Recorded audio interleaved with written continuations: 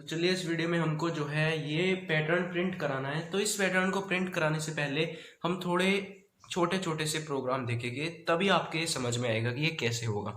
ठीक है, तो एक पैटर्न तो आपके पास 1 2 3 4 5 ऐसे है, नीचे की तरफ प्रिंट हो रही है और एक इस साइड को प्रिंट हो रही है। ठीक है, तो इसका तो काफी आसान है। Int I equal to 1, I should be less than और इक्वल टू 5, क्योंकि 1 2 3 4 5 5 बार चल रहा है लूप। आई प्लस प्लस और आपने आई की वैल्यू प्रिंट करा the system dot out dot print L की मदद से।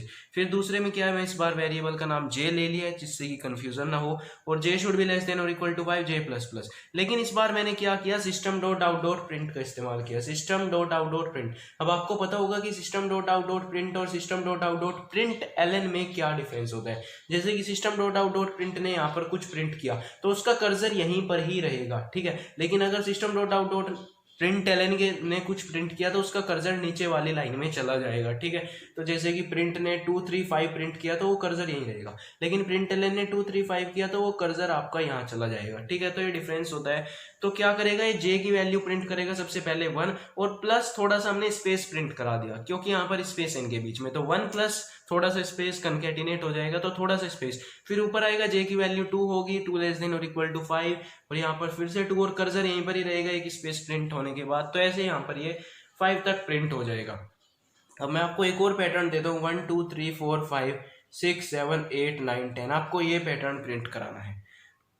अब ये जो है इन दोनों पैटर्न्स का मिक्सचर है। अब आप ये बताइए सबसे पहले कि अगर मैं इन दोनों पैटर्न्स को एक साथ मिक्स करूं सॉरी, ठीक है, तो आप ये बताइए मुझको, जैसे कि मैंने आपको यहाँ पर वैल्यू बढ़ने को कहा है, तो आप ये बताइए इस वेरिएबल को हम आई वेरिएबल की मदद से तो ये पैटर्न प्रिंट करेंगे और जे वेरिएबल की मदद से ये पैटर्न प्रिंट करेंगे, और इस पैटर्न को प्रिंट करने के लिए हमको नेस्टेड फॉर लूप चाहिएगा। तो अगर आप मुझको पहले ये बताइए कि आप पहले नीचे जाएंगे कि इधर को जाएंगे। ठीक है, तो आपको सबसे पहले पहली लाइन में आना होगा और फिर ये वैल्यूज बढ़नी होगी, फिर दूसरी लाइन में आना होगा, फिर ये वैल्यूज बढ़नी होगी। मतलब आपको नीचे आना होगा सबसे पहले और नीचे आई। ठीक है, तो मतलब अब हम आई वेरिएबल की मदद से आउटर लूप बनाएंगे और जे वेरिएबल की मदद से इनर लूप बनाएंगे, क्योंकि आउटर लूप हमेशा पहले चलता है और आप यहाँ पर देख रहे हैं आई की वैल्यू सबसे पहले चल रही है। तो अब हम उस पैटर्न को सबसे पहले सोल्व करेंगे और उस पैटर्न को सोल्व करने के बाद जो है हम इस पैटर्न पर अपने आ जाएंगे। ठीक है, तो मैं फॉर लूप बनाऊंगा। ठीक है, और इंट आई इक्वल टू 1 और आई शुड बी लेस देन और इक्वल टू कितना होना चाहिए, यहाँ पर आई की वैल्यू 1, यहाँ पर 2, मतलब 2 बार आई की वैल्यू चलनी है तो 2 करा देते हैं और आई प्लस प्लस करा देते हैं। अब नीचे आते हैं फॉर लूप एक और बनाते हैं और इस बार इंट जे इक्वल टू 1 कराते हैं, और जे आप ये बताइए कितनी बार चला है यहाँ पर, 1 2 3 4 5, तो जे शुड बी लेस देन और इक्वल टू 5 कराते हैं और जे प्लस प्लस करा देते हैं।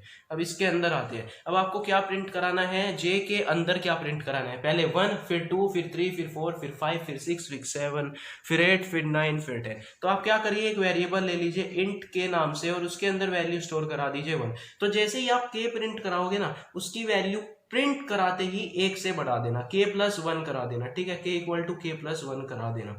जैसे कि मैं यहाँ पर SOP, अब यहाँ पर system dot out dot print का इस्तेमाल करूंगा क्योंकि इनर लूप में आपने देखा वहां पर जब ऐसे प्रिंट हो रहे थे तो हमको system dot out dot print का यूज करना पड़ रहा था।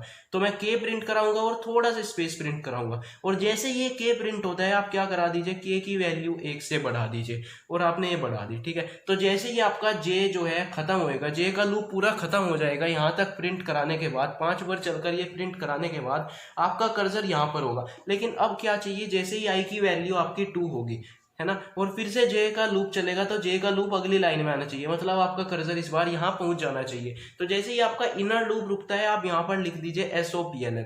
SOPLN क्या करेगा, जो आपका कर्सर इस लाइन में होगा उस कर्सर को आपको अगली लाइन में पहुंचा देगा। ठीक है, तो ये प्रोग्राम था इस पैटर्न को प्रिंट करने के लिए। अब हम आते हैं अपने मेन प्रोग्राम पर जो हमको सोल्व करना है और इसको देखते हैं कि कैसे कर सकते हैं। तो आप मुझको ये बात बताइए, आई की वैल्यू के लिए क्या होगा, आई की वैल्यू के लिए आप ये बताइए मुझको, आई को ऐसे जाना है। ठीक है, तो आई की वैल्यू 1 होगी, फिर 2 होगी, फिर 3 होगी, फिर 4 होगी और फिर 5 होगी। तो आई की वैल्यू 1 से लेकर 5 तक जा रही है। ठीक है, कितने के गैप से, 1 के गैप से, तो आई प्लस प्लस हमको कराना होगा। है ना। अब इधर देखिए आप, जे की वैल्यू पहली बार के में 1 बार चली, फिर दूसरी बार के में 2 बार चली, तीसरी बार के में 3 बार चली, मतलब जितनी आई की वैल्यू है उतनी बार ही आपका लूप चल रहा है। तो सबसे पहले हम आउटर लूप बनाएंगे for int I equal to 1 से लेकर कहाँ तक, I should be less than और इक्वल टू 5 और आई प्लस प्लस। ठीक है, ये तो आपके समझ में आ गया। फिर हम बनाते हैं जे का लूप, मतलब inner loop, int J equal to 1, और कितनी बार चला, जितनी बार आई।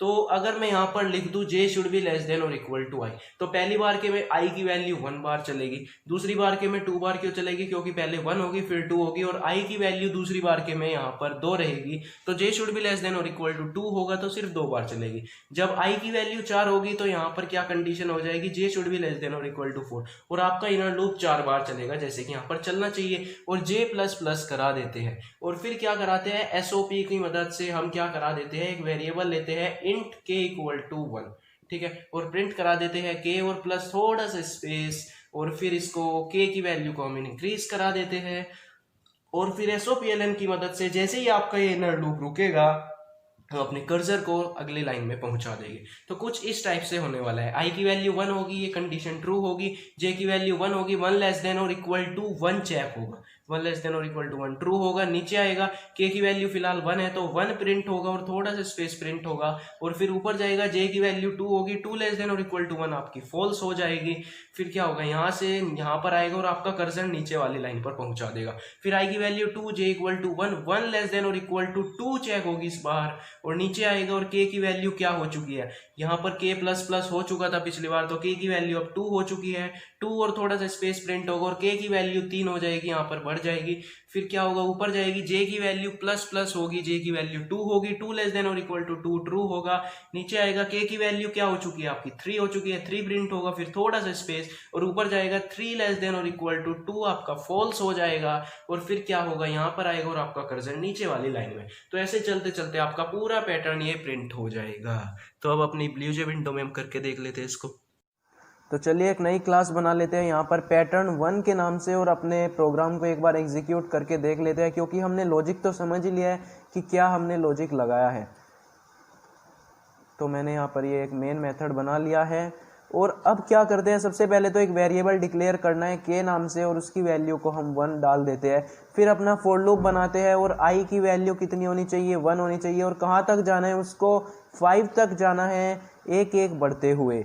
फिर अपना इनर लूप बनाएंगे और फॉर लूप होगा, और इंट जे की वैल्यू कितनी होगी, सबसे पहले 1 होगी, और उसको कहाँ तक जाना है, हर बार उसको आई तक जाना है, एक एक बढ़ते हुए, है ना, आई तक ही तो जाना था। और फिर हम क्या कराते हैं, system dot out dot print, और प्रिंट करा देते हैं के की वैल्यू और थोड़ा सा स्पेस, ठीक है, थोड़ा सा स्पेस प्रिंट करा दिया, और इंस्टेंटली हमने के की वैल्यू को 1 से बढ़ा दिया। और फिर क्या कराते हैं, system dot out dot println लगा देते हैं, जिससे कि आपका कर्सर अगली लाइन में पहुंच जाए। और फिर क्या करते हैं, अपने आउटर फॉर लूप को बंद करते हैं, मेन मेथड को बंद करते हैं, और क्लास को बंद करते हैं, और अपने कोड को कंपाइल करते हैं। तो कंपाइल हो गया, और देख लेते हैं इस बार क्या पैटर्न हमारा सही आता है कि नहीं आता। तो आप देख सकते हैं सेम पैटर्न आ रहा है, बिल्कुल एग्जैक्ट सही आ रहा है आपका पैटर्न। तो कॉन्ग्रेचुलेशंस, आपने पहला पैटर्न को पूरा कर लिया है।